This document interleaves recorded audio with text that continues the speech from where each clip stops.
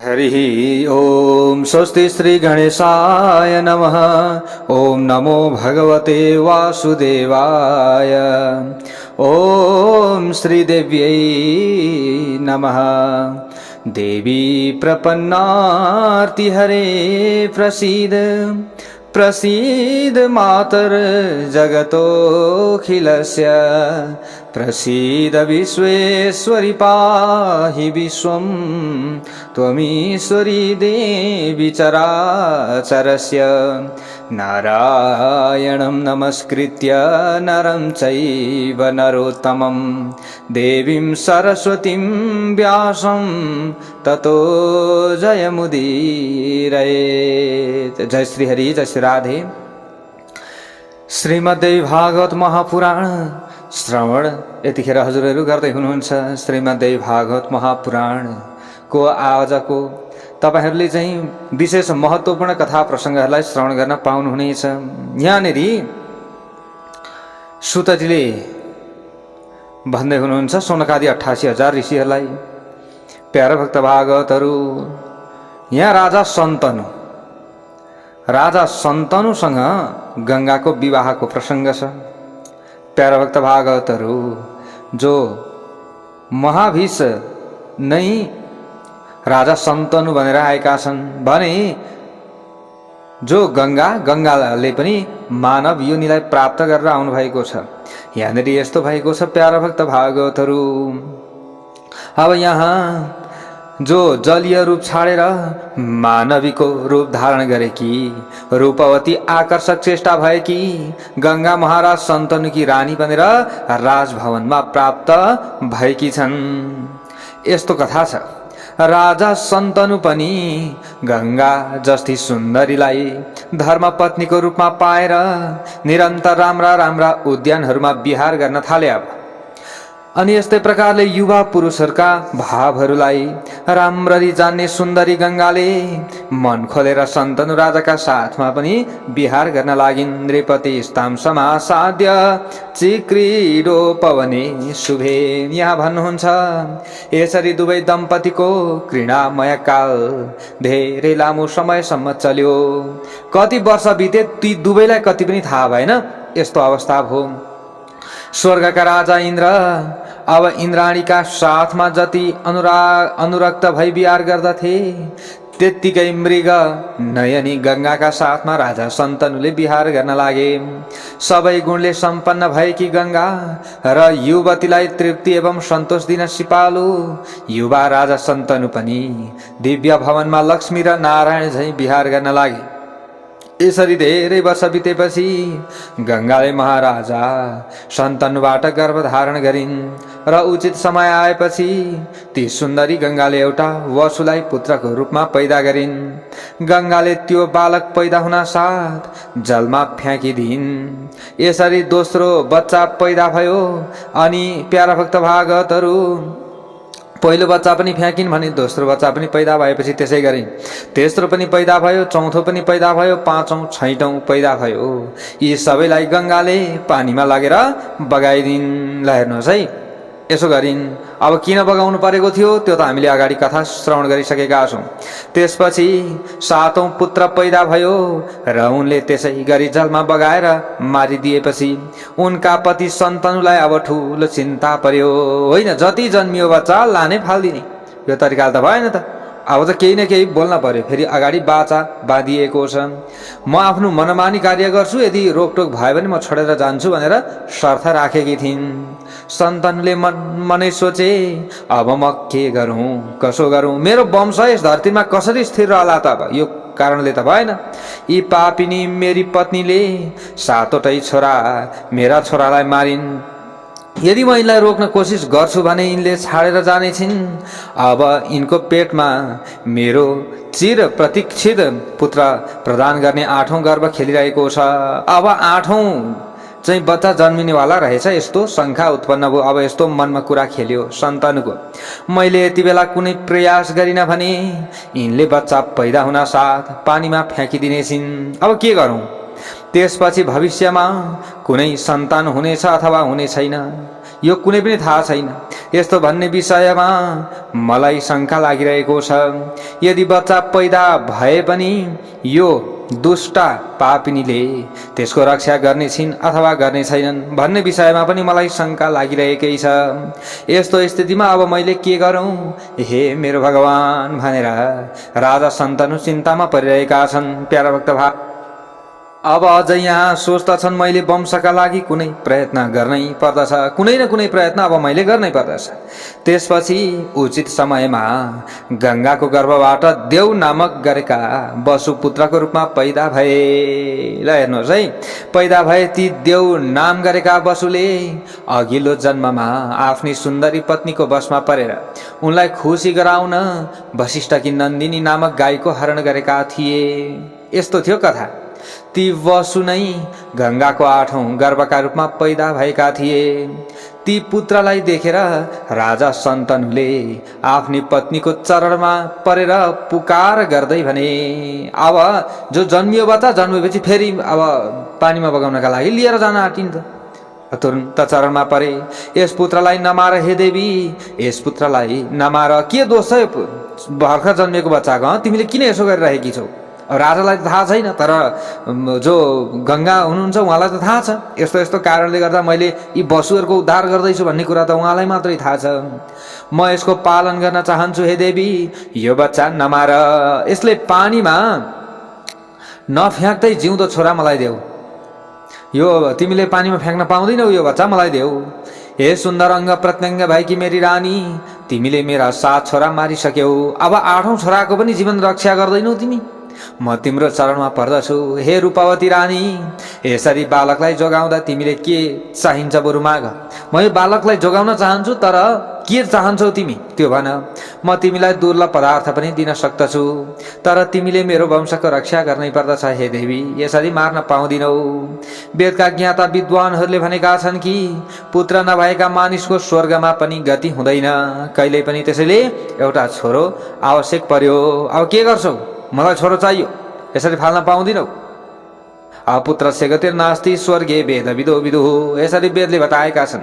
यसैले हे सुन्दरी, म यस 8औं पुत्रलाई जीवनदान दिन तिमीसँग याचना गरिराखेकी छु। सन्तान त चाहियो, सबै वंशै मासेर हुन्छ त? हुँदैन। राजा सन्तनुले यसरी याचना गर्दा पनि गङ्गा छोरो लिएर जान लागिन्। अब यो बखतमा उनलाई यो अवस्थामा देखेर अत्यन्त रिसाएका र दुखी भएका राजा सन्तनुले भने, हे पापिनी, अब म के गरौँ? तिमीले के गरे कि जबरजस्ती? के तिमीलाई नरकदेखि डर लाग्दैन? तिमी को हौ? मलाई लाग्छ कि तिमी महापापी कुनै महापातकी छोरी हौ, पक्कै पनि कुनै कुनै राक्षसकी छोरी हुनुपर्दछ। होइन भने त आफूले जन्माएको बच्चाको माया हुँदैन आमालाई? के गरे कि हो? यसै भएर तिमी महापाप गर्न लागिरहेकी छौ। अब तिमी जहाँ जाने भए पनि जाऊ, मलाई मतलब भएन। अथवा बस जाऊ, योसँग मलाई मतलब भएन। मेरो छोरा भने मलाई चाहिन्छ, यसलाई म लैजान दिन्न। यो छोरालाई मार्न पाउँदिनौ तिमीले। हे पापिनी, आफ्नो वंशलाई सखाप पार्ने पत्नीलाई राखेर पनि मलाई के फाइदा छ र? जसले आफ्नो वंशको रक्षा गर्दिन भने उसलाई मैले राखेर के फाइदा? आफ्नो जन्मिँदै पिछेको बच्चालाई मारिरहन्छ जबरजस्ती, होइन? आफै त्यतिकै खेर गएको आफै मर्या भए पनि हुन्थ्यो। लाने पानीमा फालिदिने, नदीमा फालिदिने, बगाइदिने, के हो यो? बरु मलाई तिमी चाहिएन, तर यो सन्तान चाहियो। एवं वदति भूपाले सा गृहीत्वा सुतं सुतं शिशुं गच्छन्ति वचनं कोप संयुता तमुवाचः। राजाले यसरी रिसाएर कठोर वचन भनेपछि भर्खर पैदा भएको बालकलाई काखमा राखेर जाँदै गरेकी गङ्गाले रिसाएर राजालाई भन्न लागिन्, पुत्रको कामना मलाई पनि छ, तपाईलाई मात्रै छ, मलाई पनि छ। मलाई पनि यसमाथि माया लाग्छ, तर म तपाईलाई यो छोरो दिन दिन्न। यसलाई वनमा लिएर गई म त्यही पालन गर्नेछु। शर्त अनुसार अब म तपाईको घरमा बस्दिन, म आफूले चाहेको ठाउँमा अवश्य जानेछु, किनकि तपाईले आफ्नो शर्त तोड्नु भएको छ। हे राजा सन्तनु, मलाई तपाईले चिन्नु भएन, तपाईले म गङ्गा हुँ। देवताको कार्य सम्पन्न गर्न म यहाँ तपाईकी पत्नी भनेर आएकी हुँ। 8 वसुहरूको उद्धार गर्नु थियो, उनीहरूलाई श्राप परेको थियो, मेरो गर्भबाट मा बास गराएँ, मैले जन्माएँ, उनीहरूलाई उद्धार गरेँ। म गङ्गा हुँ। महर्षि वशिष्ठले प्राचीन समयमा नन्दिनी गाई अपहरण गरेका कारण 8 जना वसुलाई तिमीहरू सबै मनुष्य योनिमा पैदा हुनेछौ भनी श्राप दिनुभएको थियो। त्यसबेला चिन्ताले व्याकुल भएका 8 वसुले मलाई त्यहाँ देखेर भनेका थिए, हे निष्पाप गङ्गा, तपाईँ हाम्री आमा बन्नुहोस्।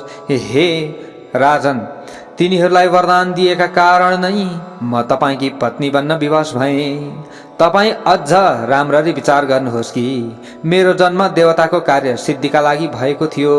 ती 7 वसु त प्रतिवर्ष मेरा कोखबाट जन्मिने र मैले जलमा बगाइदिने गरेका कारण अति छिटै ऋषिको श्रापबाट मुक्त भए।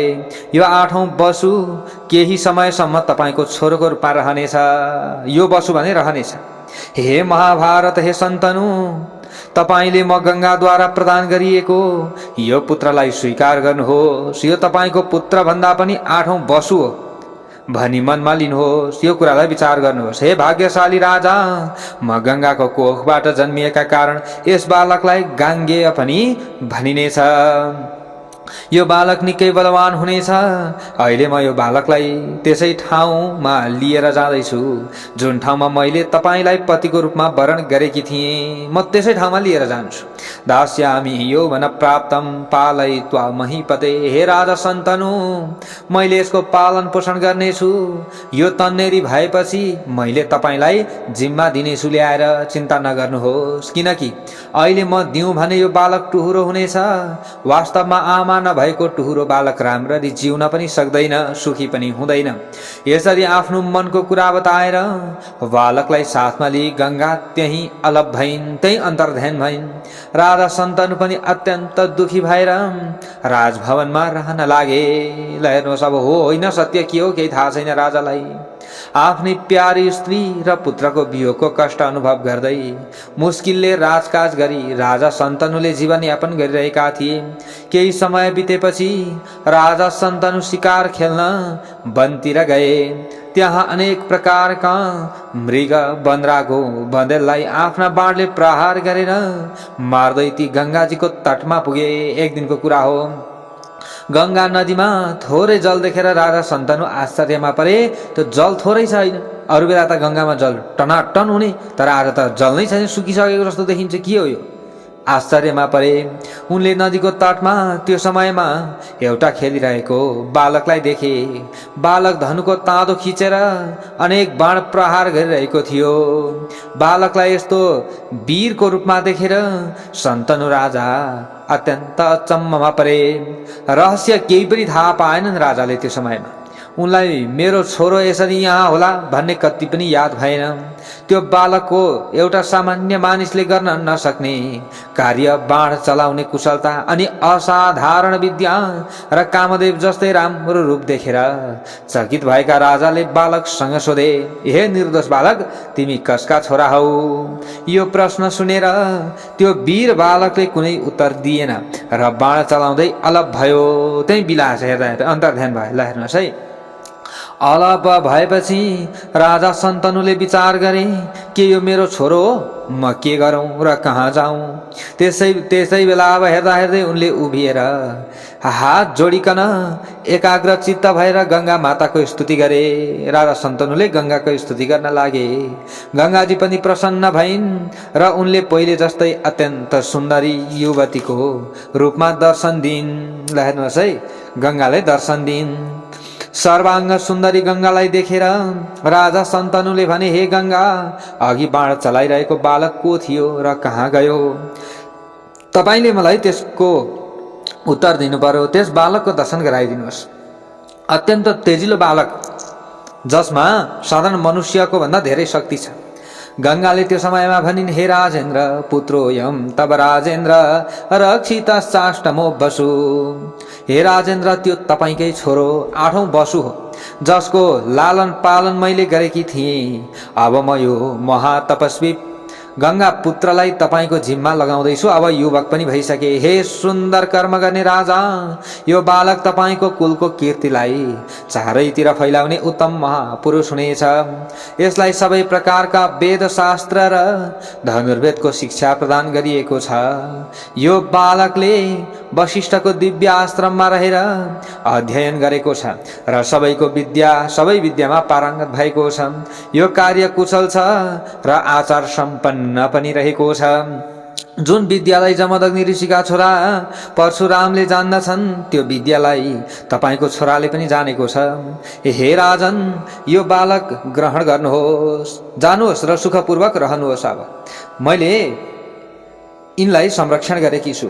यसरी आफ्ना कुरा बताएर त्यो बालक सुम्पिन गंगाले सन्तनुलाई अनि गंगाजी अलग भइन्। ल हेर्नुहोस् है, अब त्यस पछाडि के भयो त भन्दा पुत्र प्राप्त गरेपछि राजा सन्तनु पनि निकै सुखी र हर्षित हुन लागे। राजा सन्तनुले छोराको आलिङ्गन गरे। त्यो समयमा शिरमा सुँगे र आफ्नो रथमा राखेर राजधानीतर्फ हिँडे। हस्तिनापुर पुगेपछि राजाले ठुलो उत्सव मनाए र ज्योतिषीलाई बोलाएर युवराजको पदमा अभिषेक दिन उत्तम मुहुर्त कुन छ भन्ने कुरा जिज्ञासा राखे। ज्योतिषीले उत्तम मुहुर्त बताएपछि राजा सन्तनुले आफ्ना जनता र चतुर मन्त्रीहरूलाई बोलाएर गंगाका पुत्र गाङ्गेयलाई युवराज पदमा अभिषेक गरिदिए। ती सर्वगुण सम्पन्न पुत्र भीष्म पितामहलाई युवराज बनाएर धर्मात्मा सन्तनु राजा सुखपूर्वक रहन लागे।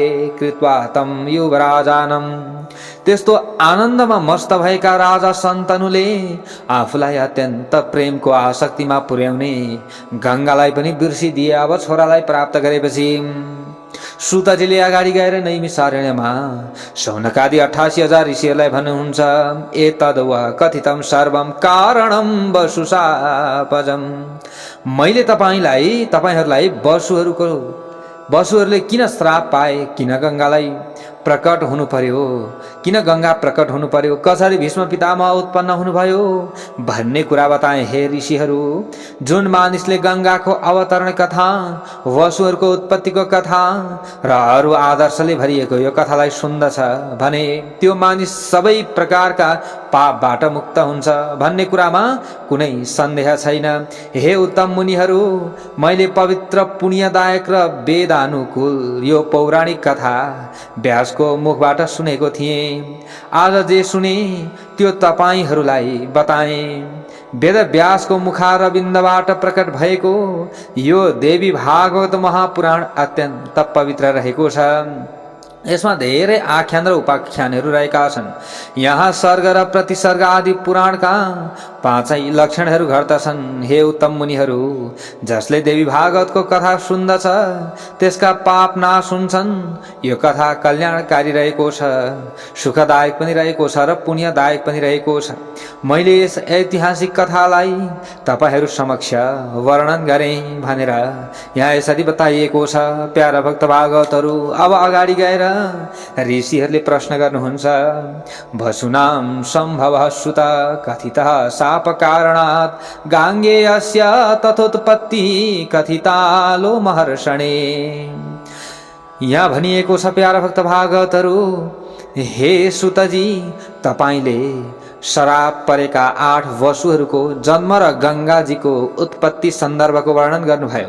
हे धर्मज्ञ सुतजी, व्यास की आमा सत्यवती नाम की जुन पतिव्रता नारी हुनुहुन्थ्यो, जसको गन्ध अत्यन्त पवित्र थियो, ती राजा सन्तुनकी धर्मपत्नी कसरी भइन् त? यो कथा हामीलाई विस्तारपूर्वक बताउनुहोस्, यो कथा हामी सुन्न चाहन्छौँ भनेर यसरी प्रश्न गरिसकेपछि अगाडि गएर सुतजीले के भन्नुहुन्छ, अझै यहाँ अरू पनि प्रश्न रहेका छन्। धर्मनिष्ठ राजा सन्तनुले निषादकी छोरीका साथमा किन विवाह गरे, यो कुरा अब के छ सन्देह पूर्ण छ, हाम्रो सन्देहलाई निवारण गरिदिनुहोस् भनेर यसरी प्रश्न गरेपछि सुतजी भन्नुहुन्छ, सन्तनुर नाम राजर्षिर मृगया निरतः सदा वनम जगाम निघ्नन वै मृगांश मैसान रुरुन्। यहाँ भन्नुहुन्छ, राजर्षि सन्तनु सधैँ शिकार खेल्न तत्पर रहन्थे। तिनले वनमा गएर मृग, बनरागो र रुरु मृगको शिकार गर्दथे। राजा सन्तनु 4 वर्षको अवधिसम्म दिनसम्म आफ्ना छोरा भीष्म पितामहका साथमा सुखपूर्वक रहे। भगवान शङ्कर आफ्ना छोरा कुमारका साथमा जसरी आनन्दपूर्वक रहनुहुन्थ्यो त्यसै गरी नै राजा शन्तनु पनि गाङ्गेयलाई पाएर सुखी भएका थिए।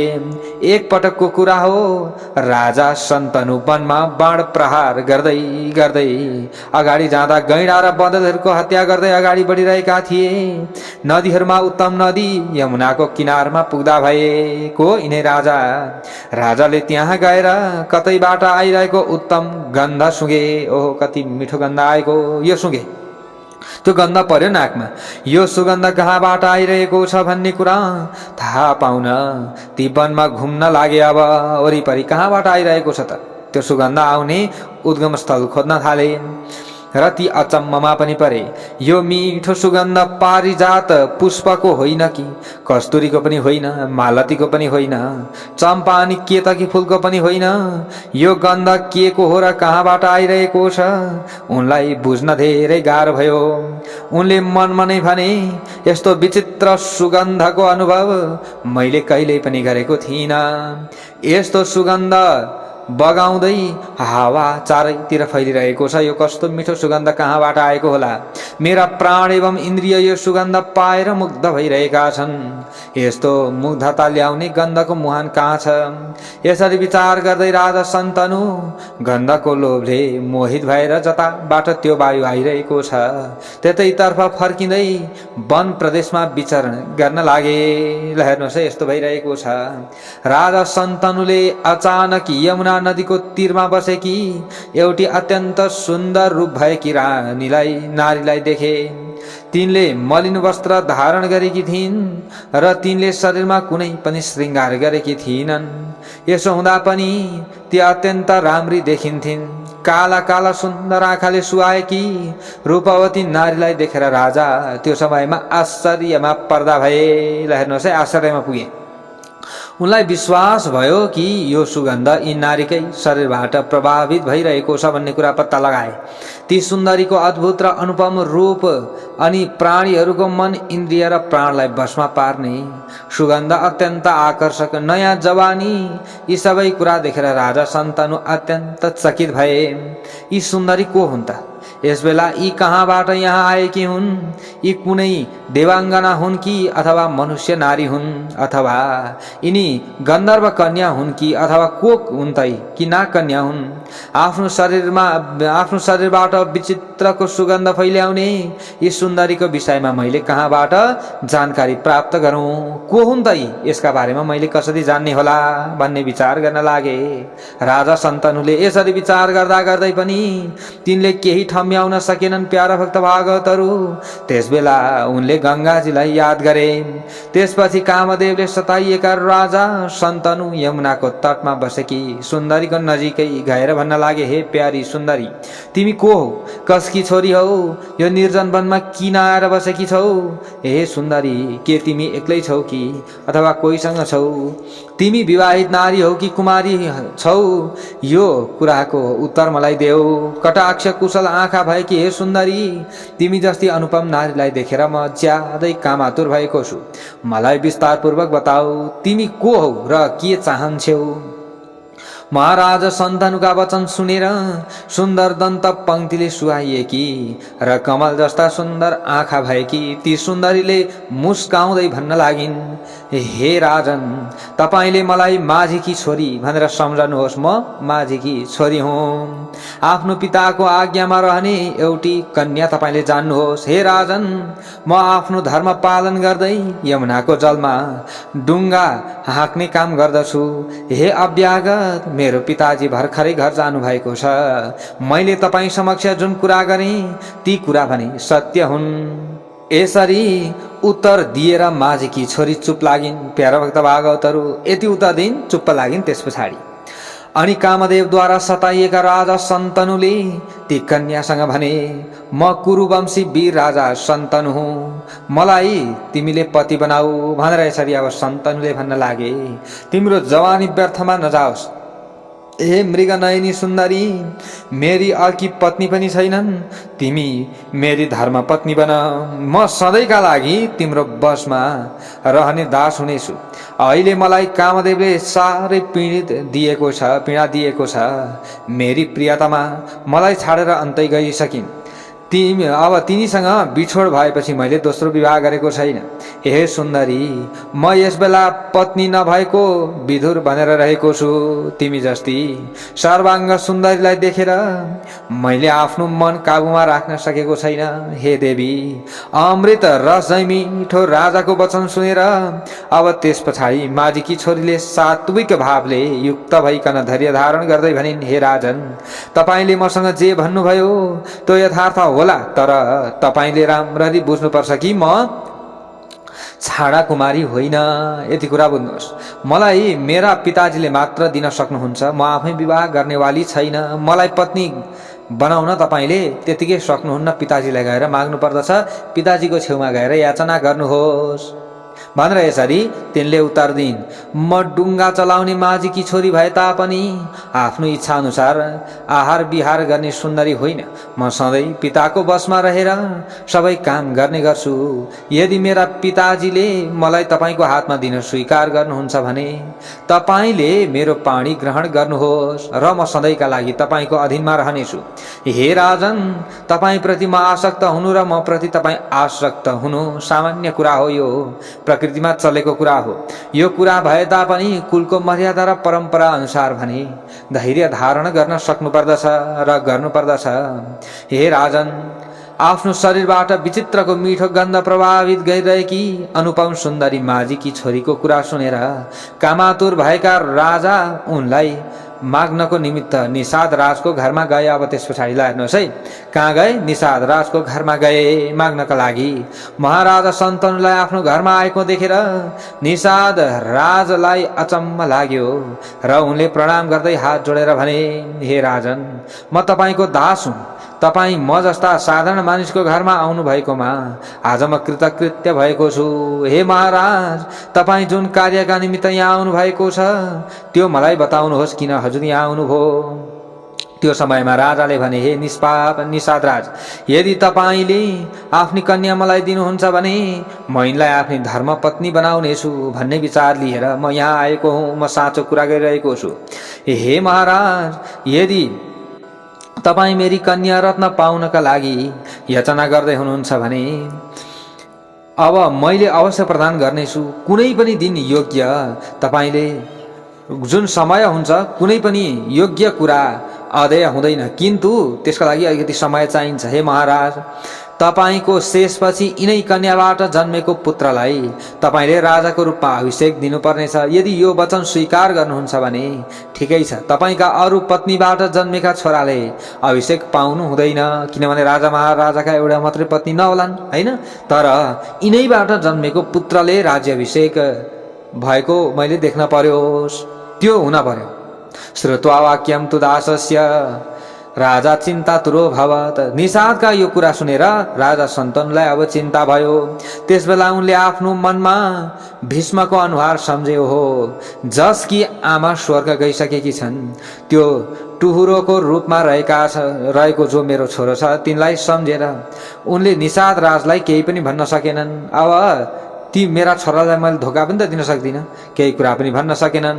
कामातुर भएका तर चिन्ताले पिल्सिएका राजा राजमहलमा पुगे। त्यहाँ गएर उनलाई नुहाउन, भोजन गर्न र शयन गर्न पनि मन लागेन। अब त्यतिकै उनी चिन्तामा परिरहे। आफ्ना पितालाई चिन्तित देखेर छोरा गाङ्गेय शन्तनुको नजिकमा गए र चिन्ताको कारण सोध्दै भने, हे पिताजी, कुन शत्रु छ जसलाई तपाईले जित्न सक्नु भएन? किन आज चिन्तामग्न हुनुहुन्छ? कोही शत्रुले तपाईलाई दखल गर्यो कि अथवा केही गर्यो कि? भन्नुहोस्, के हो कुरा? आज किन तपाईँ चिन्तामा हुनुहुन्छ? धेरै दिन भइसक्यो यस्तो भएको। झन झन झन झन चिन्तामा परिराख्नु भएको छ। म त्यो शत्रुलाई जितेर हजुरको बसमा ल्याउनेछु। हे उत्तम राजा, तपाईले आफ्नो चिन्ता सही बताउनुहोस्, के कारणले भएको छ? म त्यसको उपाय गर्नेछु। हे पिताजी, जसले पैदा भएर आफ्ना पिताको दुःख विचार गर्दैन र दुःखलाई हटाउने उपाय गर्दैन, त्यस्तो छोरा जन्मेर पो के फाइदा हुन्छ? त्यस्ता छोरा त कुपुत्र कहलाउँछन्। ती कन्या पुत्र पूर्व जन्ममा ती जो कुपुत्रहरू छन् ती कुपुत्रहरू पूर्व जन्ममा दिएको ऋण असुल गर्न मात्र जन्मेका हुन्छन्। त्यसैले हजुरले चिन्ता नगर्नुहोस्, यसमा कुनै पनि सन्देह छैन। हजुरले भन्नु पर्यो, राजा दशरथका सुपुत्र रामचन्द्र आफ्नो पिताको आज्ञाले राजपाट त्यागेर सीताजी र लक्ष्मणका साथमा वनमा गए, चित्रकूट पर्वतमा बस्नु पर्यो। हे राजन, यसै गरी राजा हरिश्चन्द्रका छोरा रोहितले आफ्नो पिताको इच्छा अनुसार आफ्नो शरीर बेचेर ब्राह्मणको घरमा सेवाको कार्य गर्न लागेका थिए। अधिगता नाम ब्राह्मणको एउटा सुनसेव नामबाट प्रसिद्ध छोरो थियो। त्यसलाई जन्मदाता पिताले बेचिदिए, यज्ञको मौलोमा बाँधिदिए। पछिबाट विश्वामित्र ऋषिले आएर त्यो बालकलाई मुक्त गराएका हुन्। प्राचीन समयमा पिताको आज्ञाले नै परशुरामले आफ्नी आमाको टाउको काटेका थिए। यो लोक र पुराणमा प्रसिद्ध कथा हो। अनुचित कर्म गरेर पनि परशुरामले आफ्नो पिताको महत्व देखाएका थिए। हे पृथ्वी पति राजा, यो मेरो शरीर हजुरकै हो।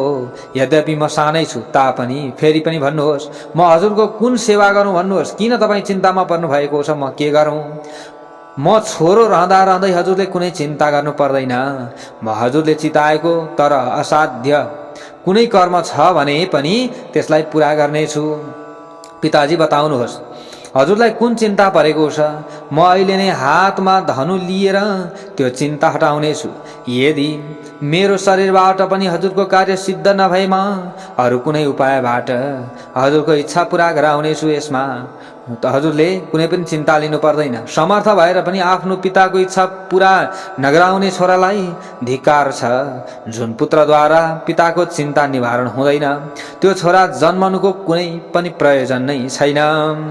आफ्नो छोरा गाङ्गेयका यस्ता कुरा सुनेर महाराज शन्तनु मनमा लाज मान्दै छोरासँग भन्न लागे, हे छोरा, मलाई यही चिन्ता छ कि तिमी मेरा एउटा मात्र पुत्र छौ, तिमी मेरा एउटा मात्र छोरा छौ। हुन त तिमी बलवान र स्वाभिमानी, युद्धमा पिठ्यौं नदेखाउने र साहसी छोरा छौ, तापनि तिमी जस्ता एउटै मात्र पुत्र भएका कारण म पिताको जीवन व्यर्थ भएको छ।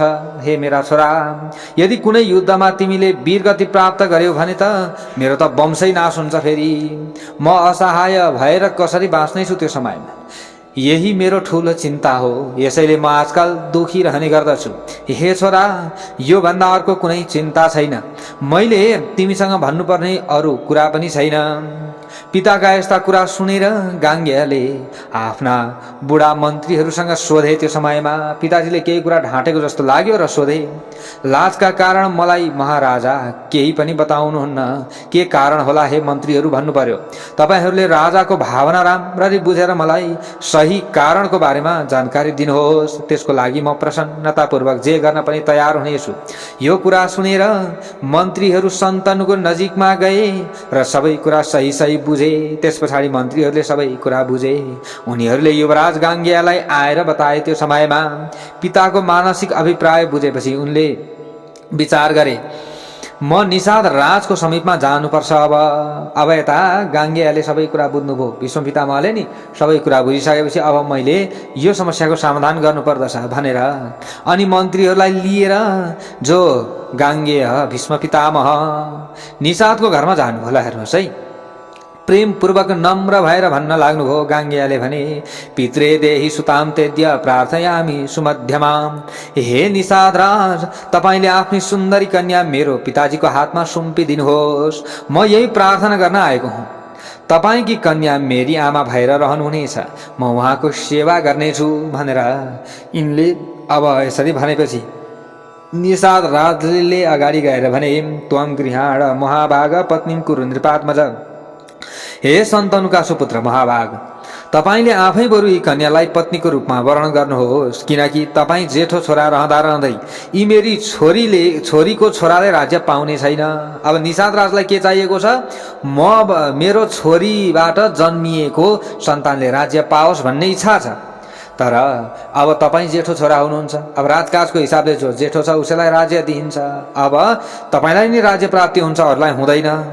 त्यसैले बरु तपाईँले विवाह गर्नुहोस्। त्यो भयो भने त मेरी छोरी पनि रानी भएर रहने छिन्। पछि यसरी भनेपछि गाङ्गेयले अगाडि गएर भन्नुभयो, भन्नुभयो मातेयं मम दास्यै राज्यं नैव करोम्यहम्। तपाईँकी यी कन्या मेरी आमा हुन्, मैले राज्य गर्ने छैन, किन चिन्ता गर्नुहुन्छ तपाईँ? म राज्य गर्दिनँ। यिनै कन्याबाट जन्मेको पुत्रले निश्चय नै राज्य गर्नेछन्, यो मैले वचन दिन्छु। चिन्ता नगर्नुहोस्, यसमा तपाईँले कति पनि सन्देह मान्नु पर्दैन। म यो तपाईँलाई वचन दिन्छु। निषादले भने त्यो समयमा सत्यं वाक्यं मया ज्ञातं पुत्रस्ते बलवान् भवेत्। मैले तपाईँको कुरा त माने, ल तर तपाईँले विवाह गर्नु होला, पछि तपाईँ त राजा नहुनु होला, तर तपाईँले पछि विवाह गर्नु होला अनि तपाईँको छोरा जन्मेला र त्यो पराक्रमी भयो भने त्यसले बलपूर्वक राज्य फिर्ता लिनेछ, फेरि खोज्नेछ। अब यो त भएन, अब के गर्ने?